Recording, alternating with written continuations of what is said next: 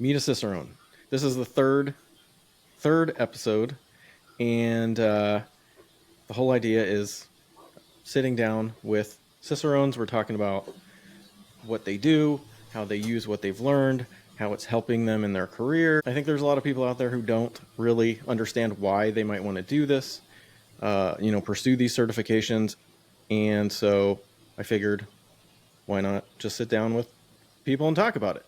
And especially I think that's true of the higher levels. And you are an advanced Cicerone, so and you're working toward master. So this should be an interesting conversation that's like fairly different than the previous two that I've done. Right. I also have to say I'm a little nervous about this one because I actually know you and you're my friend and business partner. So it's funny. Yeah, the other ones felt very easy, and this one feels a little more intense or something. I don't know why. But anyway. Yeah, I don't know. Yeah. So thank you for joining me. For people who don't know you by just seeing your face, which I think a lot of people will because you're pretty active on the inner tubes. This is Advanced Cicerone Scott Fielder, also a certified BJCP judge, also the teacher of the Beer Scholar Advanced Cicerone Coaching Program, and a packaging operator at the Bruery in Placentia, California. It's fitting, I think, that you are working at the Bruery, Master Cicerone Patrick Rue's project, and probably a place that you really love the beer from. I mean, I feel like everybody loves the Bruery. Yeah, it's one of those, well, first off, for anybody who hasn't put it together yet, it's the Bruery, Bruery. That feels like we're like contractually obligated to spell it out every time we talk about it. But to your point, when I was looking for beer jobs, I wasn't, kind of in a place where I was desperate to find a job when I started looking. And so there were some places that, they had job openings, but if I didn't care for their beer, if it wasn't something I could stand behind, I just wouldn't, I've applied to fewer places just many times, trying to get jobs at those singular places. Cause I just don't know I'm not sure what I'd do if I didn't like the beer. I don't know if I'd be able to help not just trying to change it at the expense of potentially, people liking me or keeping said job. So yeah. Oh my gosh, totally. I've thought about that before too. Like if I were to, go into the industry and get a job like selling beer or something, how do you sell something you don't think is great? I think that would be so challenging. Yeah. And actually, so, like I mentioned, sitting down with Cicerones to talk about their journey on the career front, you actually have like a pretty interesting and unique kind of path, because you did the certifications before getting your first job in the industry. So, and I think there are a lot of people out there who are wondering, like, how will this help me? Mm-hmm. Why should I do it? Like, what's the sort of return on investment, And so I would definitely be interested to hear your take on that. A little background on how this all kind of came to be. When I got out of grad school, one of the things that they told our graduating class was that the job market for what we were going to be doing was basically at some point would probably require us to have a second job or some sort of side hustle. So when I, and obviously this is a week before we were graduating, so the timing was obviously, quite on purpose on their part, because they obviously, if they told us the first week, then they might have some people who just would, change their major or go do something else. Right. But I was always wondering what that was going to be. And in probably like late 2018, maybe early 2019, I'd have to look back when the documentaries were available. But I, like a few others that I've met, we stumbled upon the SOM documentaries about people studying for the Master Cicerone exam. And anyone who knows me, I will watch anything if it's just somebody at like the height of their field. Like if it's checkers, if it's chocolate making, whatever it is, I will watch it. And so I watched those documentaries over and over and over. I was so enamored by these. And you're people. Talking about SOM, the wine ones, right? Right. Yeah. SOM short for sommelier. Yeah. Taking the Master Sommelier exam. And I thought I had just gotten into beer at this point. I'd maybe been into beer for about a year, but hadn't really kind of taken the next, kind of any sort of extra steps. I was just enjoying it at that point. I didn't know a whole lot about beer. Yep. And they, or sorry, the documentary, I thought, man, I really don't like wine. And they were talking about what like a cheap blind flight cost, and they were like bragging about doing them for $120. And I was like, well, this is just, I can't afford to do that on a weekly basis. So that's out the door. But then immediately I saw it, and I went to my computer and I typed in beer sommelier, and obviously the beer sommelier program that's in Europe, came up, but then the other one was Cicerone. And I went in, and like many people who stumble upon Cicerone, we see Cicerone, we do a little bit more research, we find BJCP, and then usually folks kind of choose one path and then maybe end up dipping into the other in some fashion oftentimes. Yep. But I was like, well, I've already found everything that it seems like I need on the Cicerone website, and BJCP is, it's volunteer run, so it's not the most organized thing in the world, and I wasn't, willing to kind of navigate that. I wanted to get started. So I said, I'm going to do Cicerone. I did the certified beer server exam. I used the kind of study guide, the Beer Savvy thing that they offer, because I didn't even know there were study guides at that point. And then when the certified exam came around, then I was like, okay, now I really don't have any clue what, there's a tasting exam. Like there's nothing that Cicerone has. I kind of had looked on YouTube, and there was like couldn't really find anything. And then finally, stumbled upon, and probably had somewhere in the realm of like 5 to 6 months, when that was just when the next closest exam was going to be. I remember thinking the month leading up to it that I was like kind of ready to do it. Like I felt like I was ready. I didn't want to study anymore. I was ready to, tackle it, but, waited it out. I was patient, took the exam, passed it all on my first try. And the beer scholar stuff was totally on point. Like all the practice exams and everything I did was well reflected, how well I was doing with your material, and then how well I did on the exam. Well, thank you. Very, very well reflected. So that was extremely encouraging. And then that would have been, I think I took that exam in early or mid-December of 2019, found out in mid-January. And then obviously I'm trying to figure out if I'm going to study for the advanced exam, and I'm pretty busy with work. And then the pandemic hits. And so obviously my like hour and a half to 2 hours of commuting every day in traffic in Southern California turns into opportunities to study every day, because I'm working from home now. And just able to do a lot less, for work, because it's all so much easier. It's just easier to work from home sometimes. And you realize how much easier it could have been. And so then I did that, but then realized how much even more wildly unprepared I was to study for the advanced exam.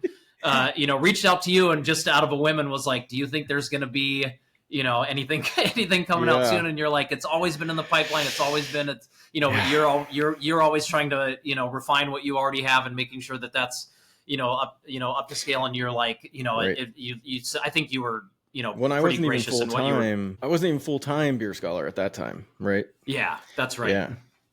Yeah. So I think you said if I wanted to start it, it could take me like a year. It would take you like a year or two or so. And so I said, okay, that's too long. Then I reached out to people in social media, all the Cicerone Facebook groups, and just said, I want to meet once a week. I want to study for the advanced exam on Zoom. And had some people who actually had a lot of people who were interested, but eventually after maybe 2 to 3 meetings, that all whittled down to a group of about 4 to 5 of us. And then we studied a bunch, and and then things got real. Some people, it got a little too real for them. So, we studied together for, a solid. Well, then they switched the exams to being the online exam, being the written exam. They split them up. So I think we basically took the second or third one that they offered, because I think if you were able to, or if you were signed up for the most recent exam that they had to cancel, then you could be like in the beta test group if you wanted to for the very first one. And so I think we ended up taking the second one. And we all passed on our first try. And then I think I was the first one to take the tasting exam.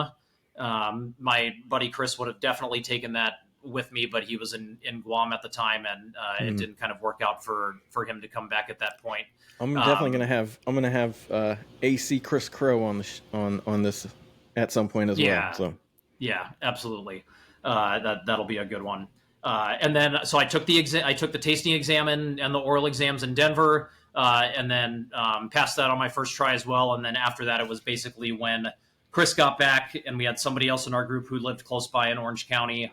And then when Anadeep flew out from India to take the tasting exam, basically at every step and at every point after I passed, it was like do everything to make sure that they pass on the first try, to proctor full exams for them, do everything they need me to do, drive out once a week and help them to study so that we could.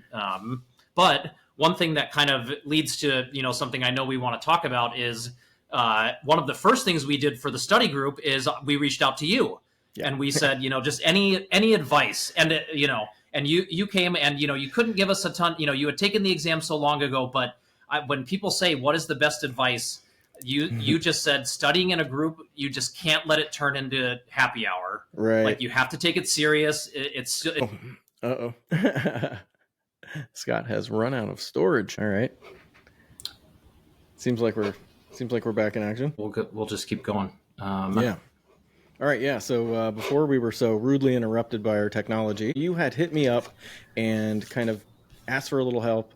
I was like, I'm currently trying to save my bar, Old Devil Moon, in San Francisco. I've always wanted to do like an advanced Cicerone course, but like I was thinking about it as like, I need to record like a bajillion lessons, right? Because that's kind of, my certified level course is like a series of lessons. And I was imagining that for the AC, but like it turns out there's actually just too much to learn for that. So anyway, I joined you a few times and just hung out, tried to give a little advice. And that's how I met you and Chris Crow and Anadeep. And it's, and now you're all my friends, and it's awesome. So I'm very stoked that happened. But at the time, I didn't feel like I had the bandwidth. But it was all fortuitous and funny how it all came together a little bit later. You passed the exam, and then I saw how you led that study group, and what something like that requires is obviously it's like a lot of structure and really good leadership with like focus. And so when we started working together to try to figure out like how we could do an advanced Cicerone course, we eventually landed on like, well, you kind of already have done this, and we know how to do this, or you know how to do this. And so, boom, we started the AC coaching program, which you created the structure for and are teaching it. And it's been kind of wildly successful so far, in my opinion. Yeah. To kind of complete the original question of kind of how it all started, and then kind of what of the, what are sort of the benefits of it, and, what has it been doing for my career. At first it was when I was applying, it was just like, wow, I felt like I needed experience. Like that was the thing that I just kept telling myself is like, well, like, is this, certification really worth it? But then I thought, okay, now that I have this knowledge, I can either wait for somebody to use me to do something with it, or I can just do something with it. And so, during the pandemic, part of my studying for the advanced exam was starting a website and offering beer, cheese, and chocolate pairings over Zoom. So did a few of those. Thought that was really great. But it wasn't events, something that I really. I just want to. I'm just interjecting. Like doing events, I feel like is one of the things that Cicerones are just perfect for. For creating cool experiences for people. Anyway, go ahead. Yeah. Creating experiences, educating people, whether it's, people who are just part of the, the public around your brewery, the people who love your brewery, whether it's your staff. Education is always going to be like a top, just like a thing that Cicerones are going to be able to do just right out of the gate from level 2 and up. That's always going to be something that's really awesome. And then and then you reached out to me and said, would you be willing to, work with me to create a program? And we kind of were, we were kind of talking about it. And again, we kind of thought, okay, maybe we can do this, video, record a bunch of videos. And then we just realized like, yeah, we can't do that. And so we should think about doing it. But again, like what I would say is, if you are somebody who is thinking about doing the higher level Cicerone levels, if you have just like even an ounce of entrepreneurial spirit, or if that is like something that you have in spades, then it is like, it will 1000% benefit you. Like it for those people almost in the immediate term. The one thing is that everybody's story is going to be different. Just because one person says that it takes this long, and everybody's going to be a little bit different.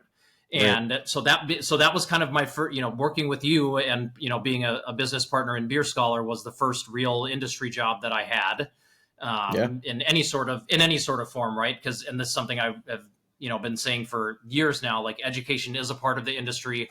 Have had too many people say like, you are not a beer expert unless you brew beer or if you work in a brewery. And that's just not the case. Like there's plenty of other people who, and that because I'm like, you're even excluding people who run bottle shops, distributors. Like you're totally off your rocker if you think that's the case. Right. But absolutely.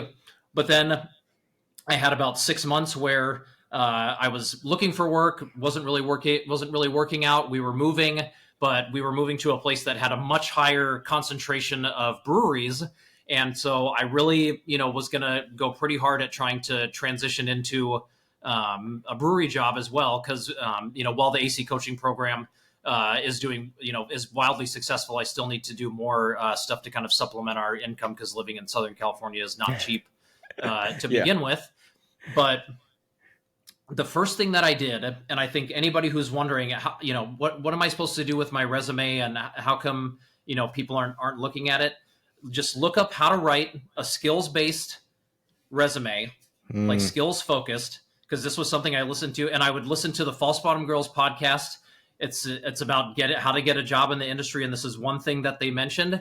And immediately I did that, and the first 2 jobs I applied to, I got like a response back. And before that, I had never even gotten an email responding like, thank you for applying, or we're going to put together a list of people to interview. We'll get in contact with you. Like literally just nothing. No email response, no phone call, no nothing.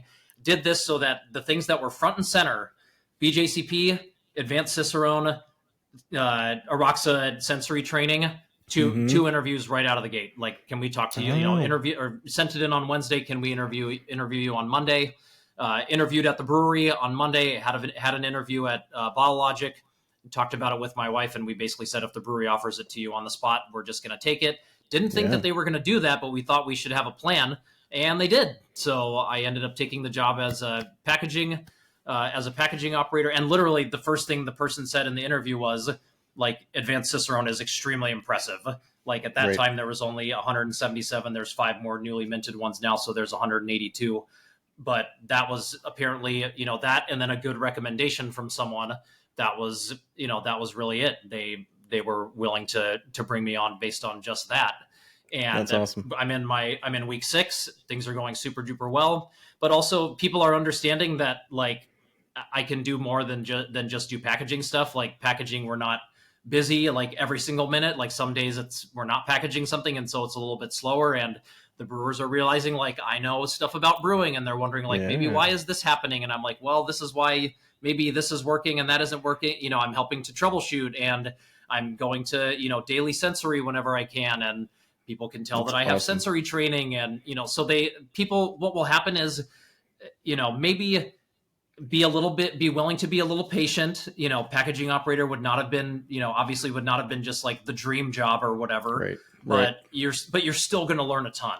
Like there's still a ton that I'm learning just about how, if you can just understand how plumbing works and it just helps you understand draft systems better, and building out lines and doing CIP and all these kinds of things. There's things that you'll learn that are relevant to any future education that you're wanting to get into, or as for me, future exams that I'm taking as I'm studying for the Master Cicerone exam. But they will notice. Like, you will talk about beer with people and they will notice that you have other skills, and they're not just going to leave you alone. Like, they're Right. going to say like, hey, can we borrow this person for a second? Like, we need to borrow, like one of the best feelings is when you go in and the brewer is like, I know we're packaging something right now, but like, can I borrow Scott's nose for a second? Like, that is an awesome, and so it's like, you go and you smell and you talk through, like, what are we getting? What do we want to improve on this? Is this something we want to keep doing? So what did we do differently? And how can we keep getting this profile again and again? And, That's cool. Those, then you just get to start flexing all of because that's the other thing. People say, oh, do you want to move, out of packaging? What are you interested in? And it's like, when you're studying for the master exam, everything is interesting. You can bring me just about anything. And if it's just not like sales, like, I'm going to be interested. Like, if it's brewing, if it's sensory, if it's, anything in the tap room, if it's draft systems, whatever it is, like, yes, like you can teach me how to do that, or show me how the pasteurizer works, how the centrifuge works. Like, there's so much you can soak up, even if it's not your, thing that you're doing 8 hours a day. Especially at a place like this, I feel like the brewery is just like the perfect size where, it's big enough where I think we're making a lot of cool beer and we're reaching a lot of cool people, but still small enough where I'm interacting with a lot of people every day. Where, everybody's kind of, it's small enough where I'm running into the brewers every day, running into the people from the lab every day. So there's just a lot of crossover between everything that we're doing. And so I feel like I'm getting to, participate in lots of other things, even though packaging is, my primary job. That is awesome. Yeah. So yeah, your story, I feel like is a little bit unique, and I think quite inspiring, frankly. You just loved beer so much that you kind of pursued this stuff at first. I mean, I think partly for fun. Maybe you had your eye on like the industry, but I mean, I did it for fun at first too, and it eventually became a job. But it's hard to get those first jobs sometimes, right? And you're showing up with this like essentially advanced degree, and so it's almost kind of awkward. I do feel like everyone in the industry kind of understands what it means to be a certified Cicerone and what a certified Cicerone can do. And once you go beyond that to the advanced or master levels, you really need to be kind of entrepreneurial in your approach, because frankly, management doesn't necessarily know what that means or what to do with you. And of course, as individuals, we're all following our interests in different directions. So, right. For you, it's a little more production, a little more sensory focused. And that's, it's just so interesting to me that you're showing up, getting your first like major real job in the industry, doing, this kind of like pay your dues a little bit starter job. It feels a little bit like that for sure. Yeah. And you're already advanced, but they're taking notice right away. And, my guess is if we have this conversation in a year, your job description will be wildly different. Yeah. The other thing too is speaking of the size of the brewery, where you're going to start can change depending on where you go. Because if you go to a place that's small enough, we could be small enough where everybody needs to start in packaging so that when we have a big run, we can bring in anybody if we need, because there's sometimes where, if somebody calls out sick and we need somebody else to help, like all the brewers, like a lot of people started in packaging, but then they can come in and they can help us for the 30-minute, some runs take 30 minutes, some take 3 hours. Right, but, if you start there, so, if my job changes, if it doesn't, they'll always be able to just say like, hey, Scott, like somebody called out sick and we just, because for like our bottling line, we just need a certain amount of people no matter what. Like our canning line, we can be a little bit more flexible, but you just need 5 people. There's 5 stations and you need one person there, and that you can't have people doing multiple. And so that's just everybody there. They started there. Some of them were there for 3 months. Some of them are still there and they've been there for 6 months or 3 years. Some people did it for a year, so people have to think about it that way too. You might start somewhere just because that's kind of how they have to funnel people within the business. They start them there and then they kind of see where your interests are, and then they slowly try and transition you, into a different position. A lot of people applying for their first job in the industry aren't showing up with advanced Cicerone on their resume. So, I mean, to some extent, it might even be a little bit of like, is this person going to show up on time and do their job well? Right. Absolutely. You're just kind of passing the test. Yep. Yeah. But yeah, that's super exciting. I'm stoked for you. I think, everybody does start in those places. And also, later on, as you move up in the industry and get new roles and new responsibilities, nobody likes to be managed by someone who doesn't actually know how to do the job they are doing, right? People who haven't done that job, right? So you're by starting at the bottom, I think you're, at the start, not to. No, I hope that doesn't sound insulting or something. I know, I get what you're saying. Yeah. You are really arming yourself with all these skills, and you're gonna, I think, get a lot of respect for that later on. Yeah, and I've definitely had jobs in the past where I've known part of the job that I've gotten into, but then there's another major part that I really didn't. And you're right. It's really hard to lead and to manage people when you're kind of learning it while they're kind of the experts. Right. So what you're saying definitely makes a lot of sense, and there's definitely a reason why you do it. And the other thing I would want to tell people too, just if you can just stay hungry, like there's positions opening all the time. So you just have to stay vigilant. Right. Technology is bringing us together and also causing us all kinds of heartache. Yeah, that's right. Oh my gosh. The higher tech you try to get, the more problems. Yep, the more problems. But the first two I did on Zoom, and they sounded like shit and looked like shit, but Yeah. Anyway, we're back. Yeah. That was a lot of really good information. I think, there definitely are folks out there who are thinking about who want to do in order to help them get jobs in the industry. Obviously, that's one of the reasons people do it. And, I think your story it just shows like this can work. You're showing up, you can speak intelligently in your interview about beer with a person who is an expert, probably.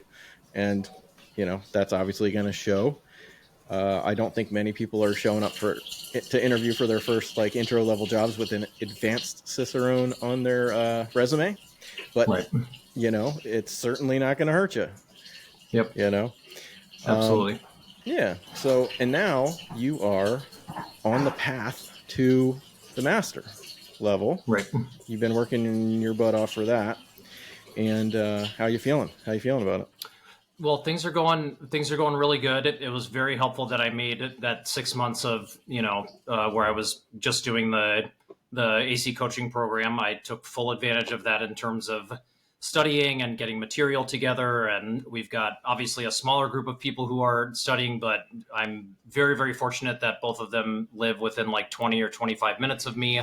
So we are doing tasting practice every week. We're doing and the tasting practices are a lot better ever since we took the Aroxa course. We're just trying to kind of keep those, trying to keep those muscles fresh and doing that at least once a week. But really the coaching program has been something that has been really, really helpful because it's just a pool of people who are trying to learn something, trying to take a high level exam, and they've got, some really, really good questions. And so it's really, it's really fun for me to just kind of be potentially put on the spot at sometimes and, having to answer a question in some way or some troubleshooting thing. And so that's super duper helpful because, we're the way that it's different is we've got this kind of boot camp that we do, but there's a lead up to it. There's 3 months of preparation with a schedule that we give them. So they're not coming in just ready to learn and not like they should have been studying. Right. So they're coming in with questions, and the boot camp is there to hone in on exam strategies, but then also to say, all right, let's see how well your studying went. And now let's do some recall. Let's take some quizzes. Let's do some essay. Let's practice some essays. So then they kind of get to see, this stuff kind of... You can tell who did all the reading. Yeah. Right. And who's been using the flashcards and stuff like that we give, all 800 of those. First results just coming in from cohort 1. Yep. Pretty much all positive. We had our first advanced Cicerone. Jesus passed. He'll be another episode for this for sure. Yep. Oh yeah. I'm scheduling one with him right now.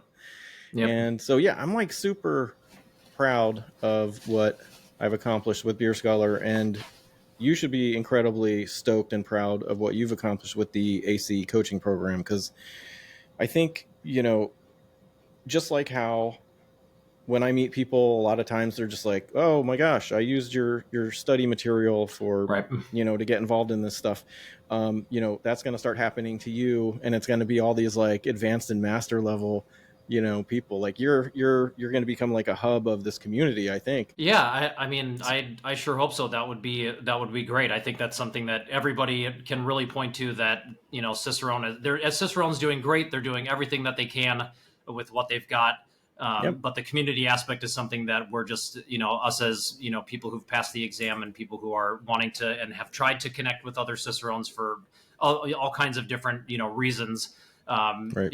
That seems to clearly be falling on the shoulders of people like us who want to build those kinds of communities, Yep. which I'm more than happy to do. Yeah. I just the advantage that I had studying with 4 other people who were super serious about the exam. I mean, it just made things happen 4 or 5 times faster, and Right. we learned what not to study, early on, and we, obviously there were things that we just studied and we were like, wow, we wasted a lot of time, which Right. in retrospect was good for the coaching program because we had pretty much we realized all the fat we had to trim Right. at that point. So it was pretty easy to realize what material that needed to be studied for these boot camp lead ups, Right. and then doing all the boot camp stuff. And we had a library of essays. I mean, we had given each other so many practice essays. It was on things that, looking back, we did. I'd even trimmed those down too because it was like, okay, this is like way too.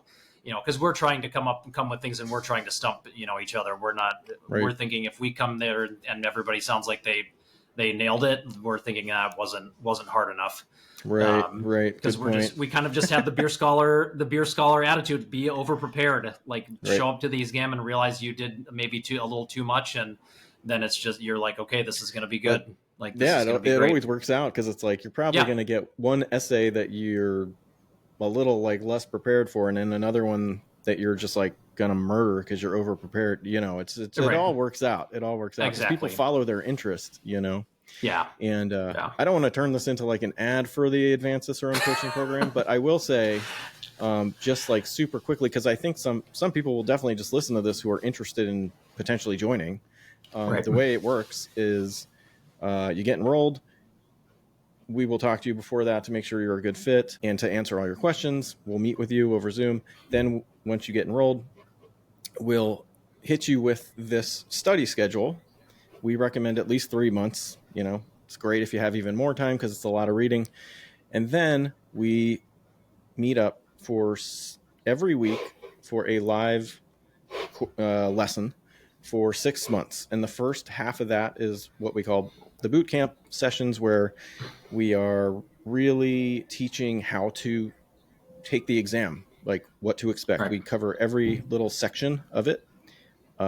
We also cover, of course, the actual sections of the syllabus, the different knowledge areas. But there's too much for us to teach, right? So that's that whole prep part. So you show up prepared, and then we teach you how to use that knowledge to beat the test. And then the second half of that 6 months of live meetings is tasting beer together and getting better at sensory and learning to do evocative description. And of course, when we're all meeting up with certain beer styles that are predetermined, we're going to end up talking about lagering or decoction or just all these different topics like ingredients and all this stuff. Beer and food pairing. Yeah. Mm-hmm. So then we also have a bunch of quizzes and practice exams for folks. We grade one of their practice exams. We give them feedback. We do oral exam prep with them, all this stuff. So, and we have a little community space that everyone's hanging out in and kind of like working together, forming little study groups, whatever. And in the end, our first cohort, their live lessons just ended a few months ago, and they're all starting to take the exams. We just had our first person pass, so really successful and exciting. Absolutely. Yeah. So great work on that, Scott. You're killing it. And Yeah, you should be very proud, I think, of what you've accomplished there. I always I go and am. hang out for the lessons, and it's, I'm learning things even. So yeah, it's awesome. It's awesome. Yeah. Yeah. So okay, I wrote down a couple of questions here. What resources would you recommend for folks who are trying to learn about beer other than Tasting Beer, which I think everybody knows, Randy Mosher's book Tasting Beer, and then I'm Yep. also going to say Jen and Rachel's podcast, which you referred to earlier, the False Bottom Yep. Girls. They're just so good. You should definitely listen to that. I'm going to pull those two away from you and ask you if you have some other good resources you would recommend to folks. Gosh, other good resources for people. Obviously, the obvious ones are the Draft Quality Manual and Cellarmanship. They're just two like hyper-focused resources that really Cicerone has pointed to as sort of the gold standard. And it's what they're and what they're teaching to. Gosh, there's part of me that just wants to look back into the library here. The hard part is I'm starting to get into places where it's like really really hyper focused on one like very small aspect. But Mm-hmm. I would say a really good place to start after that is the ingredient books. Mm-hmm. The malt, hops, and yeast book. I would start with those, and then if you really want to get into it, or especially if you're getting into like brewing or just higher level Cicerone stuff, then you can start with the water book. But start with those other three first. The water book is very chemistry heavy. It's very The water book's it'd be a brutal. lot better if I had done like some classes on chemistry recently. Right. But yeah, the ingredient books are always really really great. There's fun little places in there where they talk about history, or in the malt book they talk about malt houses, which are fun to read the first go around. But if you're studying at those aren't super duper helpful, because you're not going to get asked about a specific malt house and what Right. year it was opened or whatever. Right. Stuff that's not syllabus related. So, but yeah, those are definitely really really good and very approachable. Yeah. Yeah. And those are recommendations that are fully focused on education, Yeah. and like the Cicerone exams for sure. Mm-hmm. How about this? What nuggets of advice would you give someone who wants to level up their beer tasting and description skills? This is something you and I have just been singing the praises of, the Araxa tasting course. The number one thing, if you want to up your sensory game, is to develop a serious routine, like a serious one where your brain now knows that it's time to taste beer. And sometimes that means holding the beer in a different glass or in a different hand in a different way, but in a very unique way. And then learning a lot of the stuff that we learn early on in Cicerone, we just kind of think, oh, like we just kind of need the short sniff, like that's kind of all you really need. But if you're really looking to level up your game, all the other sniffs are extremely relevant and helpful. So developing a routine where you're including all of those things and that becoming second nature, it really just helps to block everything else out and just to have less sort of stimuli. And you're not thinking, okay, now what do I do next, now that I've smelled it and I don't smell anything? Like, what do I do next? It's like, oh, I just go through the rest of my routine. Right. And those will be different. Routine's going to be different for the certified level compared to advanced, because obviously if you're studying for advanced, part of your routine is if you don't smell anything, you should check for metallic. So Right. that's something I'm extremely extremely passionate about. Every time Well, someone gets metallic wrong and it's just because they forgot to check for it, I feel like angel loses its wings or something like that. It's just like it just should have happened. Like there's no yeah, reason it should have been overlooked. But a piece of that's why brewery you equipment develop a. loses its metal coating. That's right. Yeah, exactly. Yeah. So that's the big thing, is having a really really good routine that evaluates every aspect of the beer. And then after that, everything's just going to become clearer. The voice in your head is going to become more clear, and then you're just going to be trusting your instincts more, which is the other great Yeah. nugget of wisdom I would give. And then once you're doing that, that is such a solid foundation that everything else is going to come a lot easier.